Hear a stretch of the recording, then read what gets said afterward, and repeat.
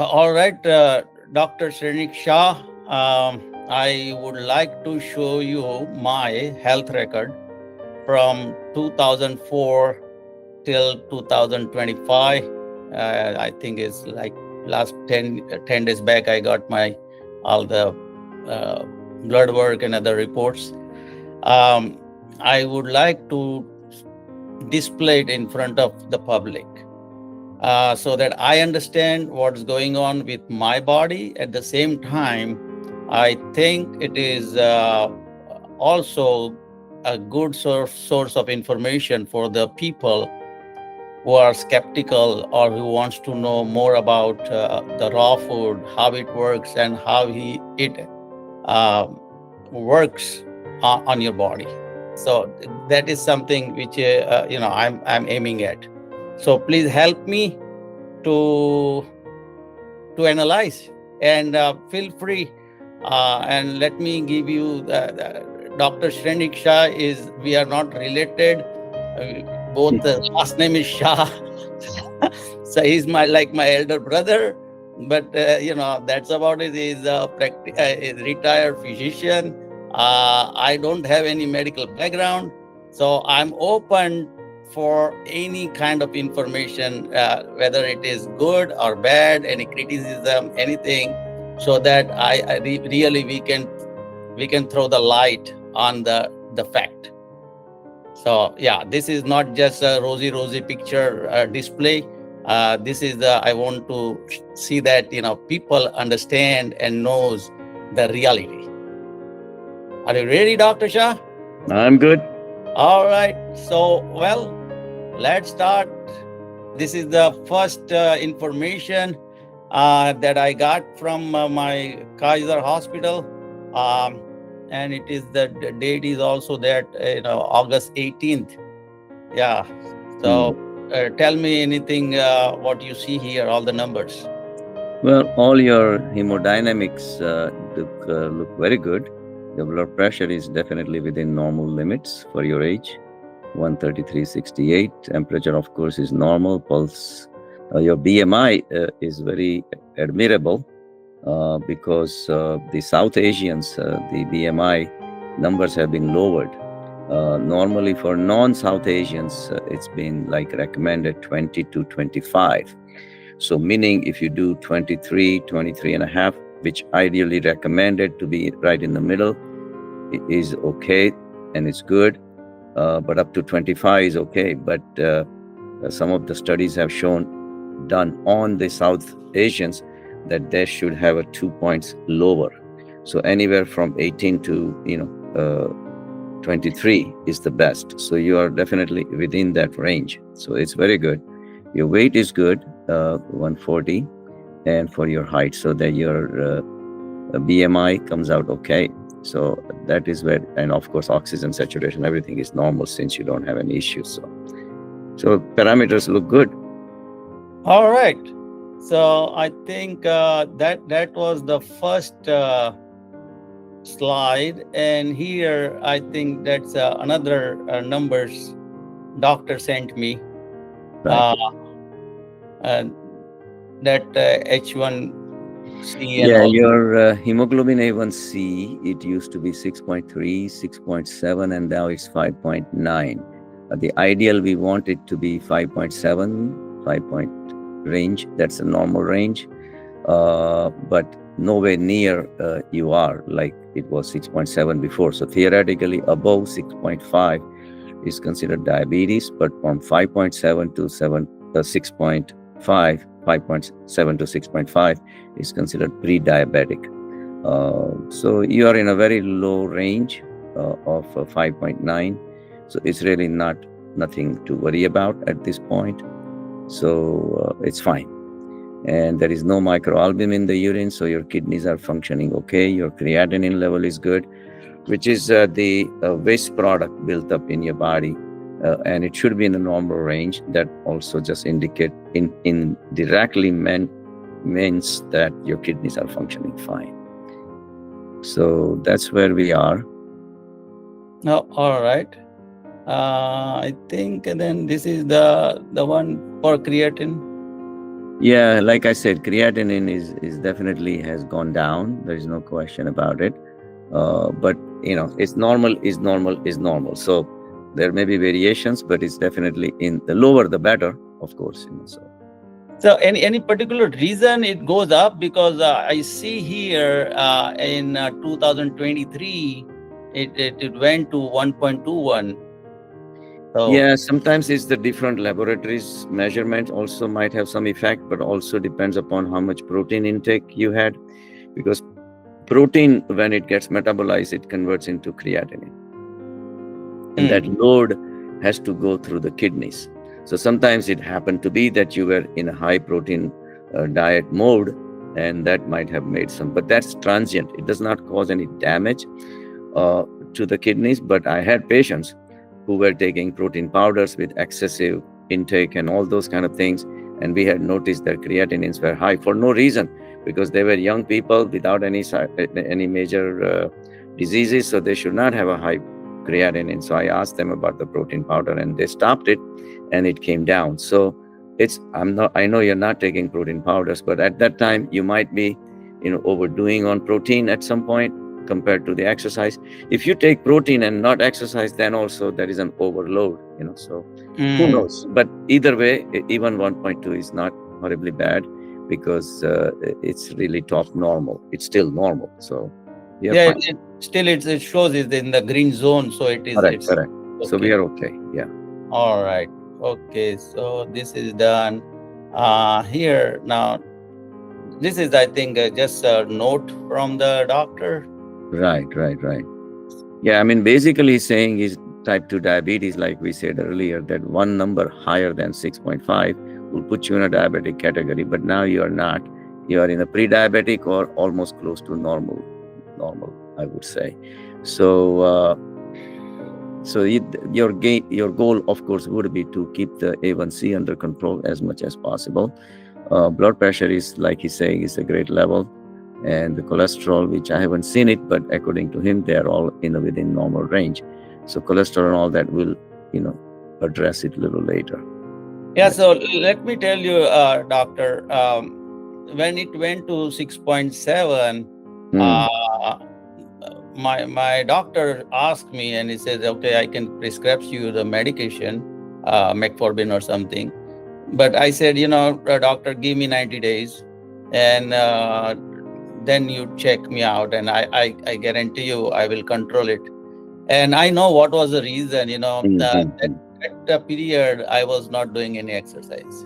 Yeah, yeah, yeah. So when then I started exercise, and I know during the COVID also you are going to see numbers which is not that favorable, which is Mm-hmm. numbers, but that those number reflects the COVID situation, not too much physical activity, Yeah, stay home and stuff. Yeah, but I know that's not the excuse, but I know what is the reason. yeah, yeah. I understand. I would not reflect too much on the past. What you're doing now, that's all matters the most. So, Oh, okay. All right. So this is again. I think this is the stool. those things are normal. So, I mean, I never ordered those things, but I guess he must have some reason to order it. But uh, So one more thing I want to tell you. You said different lab, but this is all from the same lab. I mean, Kaiser. Everything is from the one hospital, Kaiser. In between, I was not with the Kaiser, but so those numbers are not here. But mm, since 2004, I'm with the Kaiser. So those mm. are still they have, and they are giving me numbers. So I'm trying to give it to the I public. mean, the range that has been given, by the CDC and all those things, they follow. As long as it's within that range, really, there's not a whole lot to talk about. But sometimes the different batch of chemicals and different method of, I mean, you're talking about several years of history, so there may be a different method invented to check it and those kind of things. But Right. like I said, normal is normal is normal, so it will be not really worth looking into it too much. All right. Good. This one now is again the same thing. Creatine urine came out. Same slide. Right. Yeah. Urine creatinine is, it should be in the normal range, and which it is. So I'm not really worried about that. All depends upon how much protein you had, how much exercise you did, and all those kind of things. So Yeah. um, uh, And I think this is only since 2021, so last four yeah, years.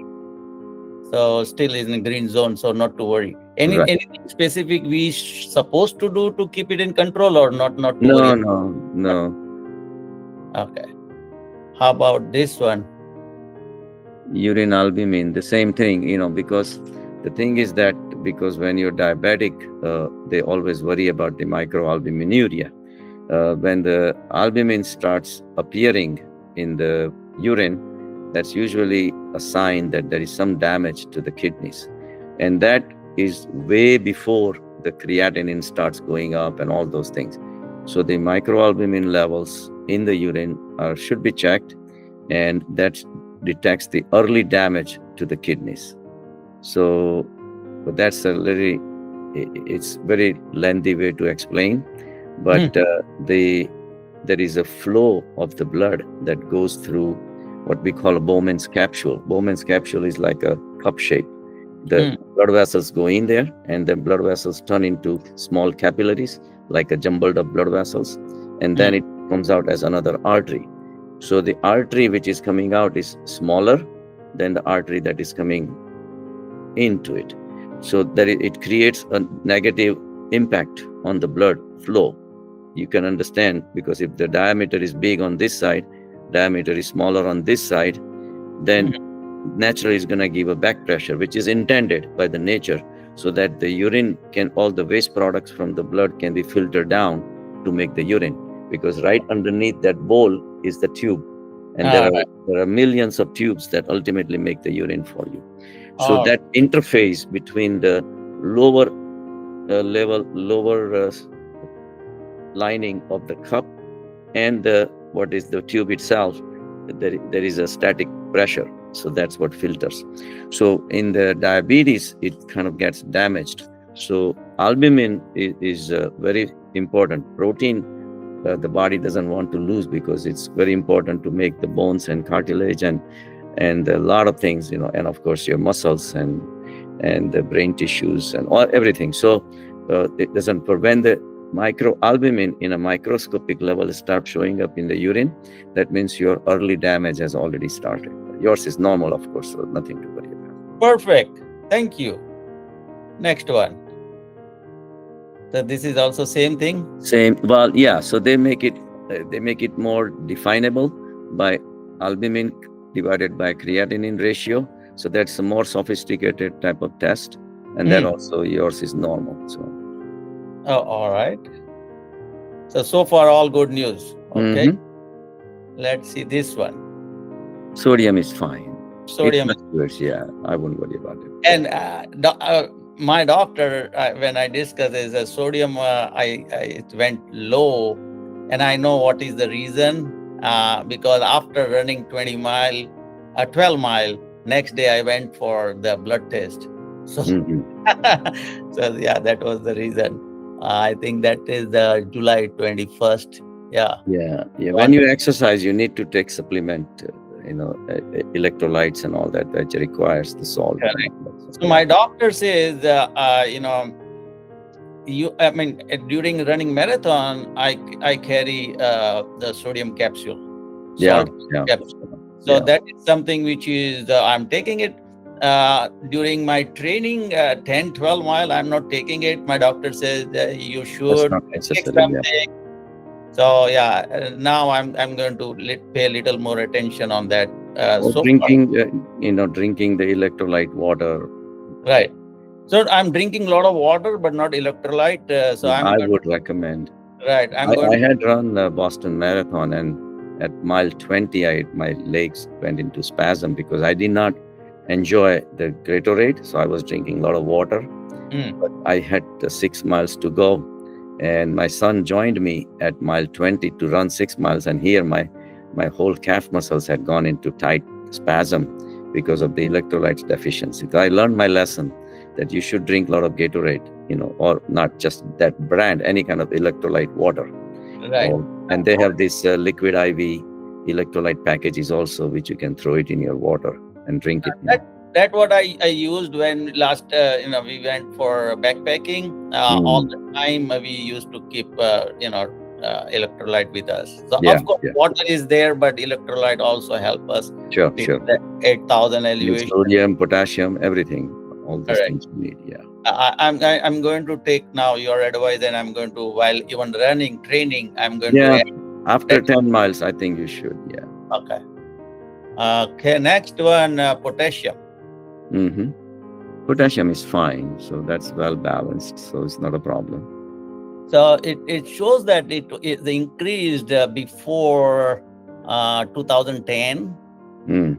So I mean, it is for any particular reason, do you see, or? No, I don't think so. There's a continuous. What we don't realize that our body is not static. It's a Mhm, continuous cycle going on. Every mhm. second we breathe in and we breathe out. We inhale, we exhale. We urine, we drink, we urinate, we eat, we defecate. So there is a continuous process going on. We are not single entity. We are a Right. process. We are not a solid entity, even though psychologically we may think that way. So there is always going to be, that's why they give us the range. So it's Okay. always going to be fluctuations. We cannot micro study these things, really. And not to worry about it, right? No, exactly. All right. And what this says, HGBA1C. Yeah, that's a glycohemoglobin. That's what we discussed earlier. So yours had gone up to 6.7 and now it's down to 5.9. So which is good. It's more or less, it was like pretty steady, and then it went up. Yeah. Yeah, it was because of, I think, exercise was is Our lifestyle has a lot to do with diabetes. I mean, I'm glad your numbers are like peanuts compared to people who I used to have 8, 9, 10, 11, 12. oh Who knows, really? so, oh, of course. Oh my. So, I mean, that's horrible lifestyle. So that's why these are all lifestyle diseases. When I used to do my residency, we hardly see any diabetes until like 65, 70 year of age. And then when I started my practice, I started seeing in 50s and 60s, then 40s, then 30s. And then suddenly I got a phone call from a pediatrician, Shrenik, how do you treat diabetes? I said, why? What? Pediatric age are now getting, kids are becoming like hippopotamus, small elephants walking around, and they are developing diabetes. So there are two kinds of diabetes. Type 1, which is genetic because your pancreas is damaged, not making enough insulin. That's different. But then there is a type 2 diabetes that everything is fine, pancreas is fine, but you're just eating too much and you have a lifestyle issue, you're not exercising enough and you're eating horrible food. So those people will have type 2 diabetes. Like I said, I used to see them in 60s and 70s, but now 9, 10-year-old people, kids have diabetes now. So it's horrible. Yeah, and at the bottom it says the average glucose is good, right? Yes. Yeah, that's fine. So that kind of correlates with your A1C numbers. Okay. And result status, this is about what? Diabetic only. Yeah. Yeah. I mean, this is for the eye, I think. Yeah. Correct. Eye test. Right. So basically, it's no diabetic retinopathy because diabetes is a very notorious disease. It attacks your small, tiny blood vessels, capillaries in the back of your eyeballs. Mhm. And that's how it causes the damage. Because if you imagine, if there is a blood flowing, like if you get a glass of water, right? Mhm. And there is the plain water in that, another glass of water, and you put sugar in that.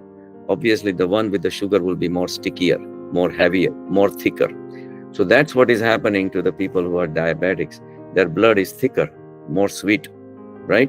And this sugar doesn't just stay in the blood vessel. It penetrates into the surrounding cells because all the blood vessels are made out of cells.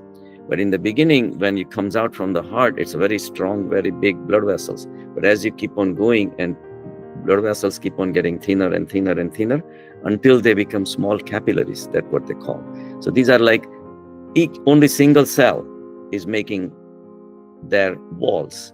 So the sugar starts flowing into these single cells. Now, in the cell itself, cell is big, but in the center there is nucleus, which holds our chromatic material. All the chromosomes and genes and everything is hidden in that nucleus. But the surrounding is there is cytoplasm, which is like a gel-like structure. That makes the whole cell. So these gel-like structures get filled with sugar. So Mm. the gel-like structure is called cytoplasm, where all these important processes are happening. But since there is too much sugar, it cannot function. So the cell dies. The Mm. cell dies, but there is a flow of blood continuously going. So naturally, it's going to keep on ballooning up. So the blood vessel will start becoming weak, and at some point will rupture. Now, a tiny capillary breaks over in the fingers or toes, not a big deal. You may have a little blood, it will seal itself. But in the back of your eyeball, there is a place called macula, where all the things that we see, it gets focused onto macula. From that, there is an optic nerve that takes you all the way to the brain, and you can see everything. It interprets what you saw. But imagine a single drop of blood drops right there in front of macula, you can't see. Right. So the capillary is the size of your hair or thinner than that? Less thinner than hair. Oh my gosh. Yeah, and that they get bombarded with high sugar. People who are diabetic, they don't realize all these things. And I used to draw pictures and explain to them and all those things. That's when they understand that you can go blind, and it has no symptoms. Especially if you don't go to an ophthalmologist, you're never gonna know until one day you wake up and your vision is gone. I had a patient. He was a plumber, actually. I remember Dominic. He died since then, but he used to come and he was, for the first time he ever came to see me, he was diabetic already, and his A1C was 7.4, which doesn't sound bad, but he would not take pills. He would not go to see a doctor, this and that. I don't know what his financial situation was. I don't remember at this point. One day he woke up, his right eye was gone. Could not see. Left eye 50%. And then he was declared legally blind, and then he could not function. I used to still employ him, bring him to do, because he was so loyal otherwise, but he would not be able to put his socket into the right place and this, and I could see that. But I just felt bad for him, and what can you do? Out of curiosity, and you don't have to give me the name or real numbers or anything, but because when I'm talking to people, most of the people, they discard, they're just skeptical, they don't listen, they don't want to listen about anything about food and lifestyle and health and wellness and this, that. How when, because you are a doctor, practicing doctor, and then that time, how your patient takes it. Just now what you said, that your that plumber didn't listen to you, and then it costed his eye. Unfortunately, that is the real truth, and it's everywhere. It's like there is a COVID was nothing. There is a pandemic of what we call MBA. I know everything. So people, this artificial intelligence, artificial knowledge that is acquired, they think that's all there is to know. But there isn't. There is something more to know. Behind your mind, there is wisdom. And when there is a lack of wisdom, you're making wrong judgments, influenced by your surrounding atmosphere, and you think you're doing right. And nobody can persuade you other way. So right now there is a mind-driven society, and that's exactly got me into spirituality. As I told you, I sent you my book, The Practical Spiritual Life. I love it. It's very good. Yeah, there are a couple of slokas that I quoted. It's worth reading, that how I got into spirituality, because patients said exactly what you're saying. That, doc, we know what to do, we understand what you're saying, but we can't do it. Since we cannot do it, I said, what is the problem? So that's why I got into spirituality. To fix the mind, you need to go at a higher level. Between body and mind controls your body because mind is smarter than the body. But who controls the mind? There has to be some entity which is wiser and smarter than the mind, and that's your soul. So that's what my book is about. That's what got me into. So someday, Practical Spiritual Life, you may want to read. Yeah, how to control the monkey mind. Yes. Correct. So here, the cholesterol. Yeah. Your total was what, 200? Now it is down to. 175. 175, 189, 172, 175, No, 183. I'm talking about the first one. Oh, It's down. first one in 2004 is 200. Correct, Yeah. correct. So it's definitely in the normal range now. So it's very good. Oh, Not so a this problem. is this is I want to talk to you about this. So Yes. 2004, I was eating like a pig. I Yeah. was I was not raw foodist. Normal lifestyle like all other people, and so as I said, I was literally eating a lot, Yeah. mindless eating, minds everything, whenever, and a really big portion at Mm. evening. At the dinner time, I used to eat 12 rotis, maybe more, but 12 rotis. And let's say when I go out, and let's say there's the Subway sandwich, I eat 12-inch, and my kids, if they don't eat, I gobble that also. So it was like mindless eating between me and my son. We used to finish a whole large pizza. Yeah. So I was eating like a pig. It shows there. I was not aware of anything about health and wellness. So it shows how the raw food has really helped you. No question about it. Yeah, and see that the line after 2009 is pretty much because 2009 I started eating raw food. And again, I didn't start it because of knowing my cholesterol number. I was not knowing what is cholesterol number. But I started. I don't know. It was a divine call from I got, and I started, and then so it looks good, right? Yes, absolutely. The latest is 183. Yes, wonderful. All right, good. So here is what? Triglyceride. Right.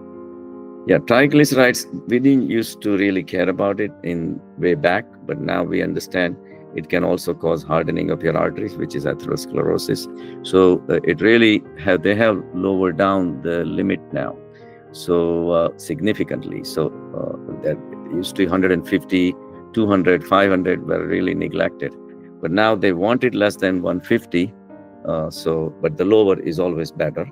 And triglycerides come from concentrated carbs, sweets, inactivity, and all these calorie-dense foods, ultimately leads to triglycerides. So exercise will bring it down, and the change of diet will. So raw food, of course, is ultimate, because it's none of the foods in the raw food has a concentrated calories, except nuts, which you eat in moderation. But other than that, no problem. So, and exercise, of course, works a lot. So that it says all, because this number, which is about 200 in 2021, because of the COVID, my physical activity was limited.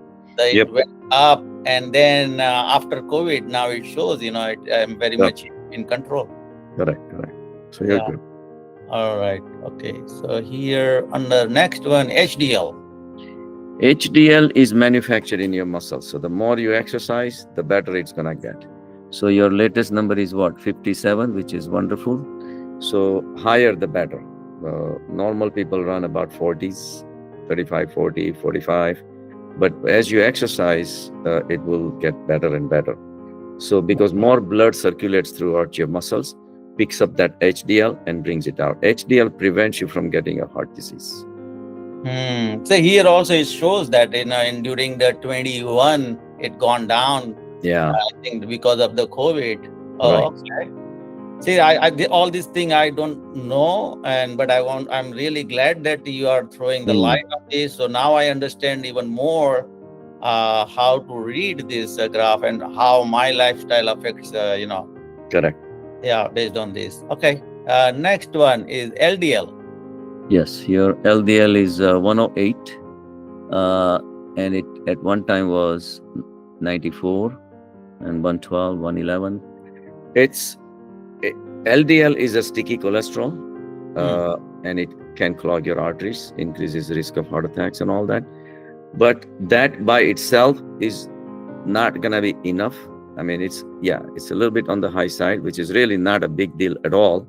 But combination of the high blood pressure, obesity, diabetes, high LDL, all those are the culprits. They get together and attack you with a heart attack and stroke. So just by itself, No, it's your body also manufacture cholesterol. So I know you're vegan, more or less. So I mean, you are with the raw food. There is no other way. So there is no other source, because milk, cheese, butter, all those things are the sources of bad cholesterol, which you're not consuming. So that's the best thing to do. Yeah, a lot of time when people ask, "Hey, what is your? Are you vegan?" I said, "No, I'm not vegan. I'm more than vegan." Yeah, absolutely. Yeah, yeah, yeah. Okay. And here is the cholesterol Yeah. HDL. HDL is, again, that's good. So that we are good. We are good. Is Yeah. 3.2 now. The So ratio, yeah. So that's fine. So anything less than 3.9 is good. So we are good. Yeah. so here on the chart, at the bottom of the chart is the 2018. Is the normal range is 4.9, and now it's 3.9. So is as per the age it goes. No, not no. Maybe the protocols might have changed. Oh, Because a lot of these things we don't understand, but there is a lot of dynamics. Like there is a heart disease, a lot right. of, and they say, okay, this is the ideal number for it. But meanwhile, people with that ideal number still getting heart attack, then they have to lower it. So Okay. it's also a dynamic thing. It's not anybody's fault, but they go by statistics. Oh, okay. And here cholesterol non-HDL. Yeah, I don't get into that much, and yours is good anyway. So Okay, so it's good. All right. ALT. that's basically just the liver enzymes, and most of the times it really doesn't affect. But when people are overweight, they have extra fat collection in the liver, and it leads to what they call fatty liver, and the liver enzymes can go high. So that's AST, ALT. Those are liver enzymes, but yours is normal, so nothing to worry about. People who drink alcohol, their also liver enzymes are high. Yeah. So okay, I'm one of my They're in normal range. he scared me. He said, Akshay, you are eating so much nuts, and it can cause the fatty liver. I said, well, I'm not eating too much, but I'm not eating anything else. So it is based on your level, maybe more. But Right. yeah, No, you can eat, but if you're burning at the same time, then it's not a harm. perfect. Because when you run so much, you need calories, no question about Right. Yeah. And here is the last one, I think, PSA. it. Right. Yeah, it's 2.4. So anything less than 4 is normal. With age, it's going to increase. That's not a problem. They keep on screening on a yearly basis till age 70. After that, it's not necessary, but most of the doctors will still keep on doing it. But until it goes over 4, is not an issue. Oh, so in 3 more years, they will check on me, and then there is no need to check. That's what you're saying? Theoretically, yes. Because not that you don't need it or anything like that. The whole idea of doing the PSA is to make sure you're not developing prostate cancer. Because if you are, then something can be done. So under the age of 70, if the prostate cancer is detected, they really become very aggressive in treating it. And because there is an outcome data shows that treating the prostate cancer with any treatment, whether it's surgery, radiation, whatever, or the seed implants, those things will make a difference and will add extra number of years in your life. But after 70, it really doesn't matter, even if you don't do anything. Again, this is the medical knowledge, that even if you do something, the outcome comes out more or less the same, because you're 70 already, and then you will die from something else, but not necessarily from the cancer. And even if it was detected, because you realize that just doing a blood test alone is not enough, because supposing it comes to 4.1, then doctors feel obligated that I have to do biopsy. And biopsy is very cumbersome, very painful. And you're going through the rectum to put a needle into the prostate, and which is not the most cleanest site, but they try to clean as much as possible. A lot of times the bacteria get into this blood circulation, people develop sepsis. A lot of things can happen. So there is a complication risk associated with doing prostate biopsy also. So putting all these things, then the CDC releases the recommendations. So there is something called USPTF, United States Preventive Task Force. So they make those decisions that after 70, it's optional. But if patient wants it and doctor wants it, can do it. But if there are consequences, and then you cannot turn around and say, okay, doctor, why did we do it? Ideal recommendation is don't do it. But as long as we both agree, patient and a doctor, then they can keep doing it. Perfect, perfect. So now all slides is over. Based on what you see now, and any recommendation, any suggestion, any piece of advice? Man, keep doing what you're doing. Never go back. Never go back to your original diet or lack of exercise or whatever. You're doing wonderful. So keep it up. Keep up the good work. And I think everybody should get a great example from Akshay's life. It is really beautiful life. That's more or less the life that I live. I hike 5-6 miles every day. I'm going to Kailash Mansarovar. We're going to climb 18,400 feet. And so I'm also on a raw food diet, except one meal in the evening I eat cooked food, but home cooked. We don't eat out. No oil, no sugars, nothing. Minimal salt. So otherwise I eat a lot of fruits, nuts, seeds, vegetables, just like Akshay. So it's a good lifestyle. Thank you very much, doctor, and wish you all the best for your Mansarovar journey. Come back and give us your experience, how you felt it, and maybe one day we will talk about your Mansarovar journey. Sounds good. Yeah. So thank you very much. You're welcome.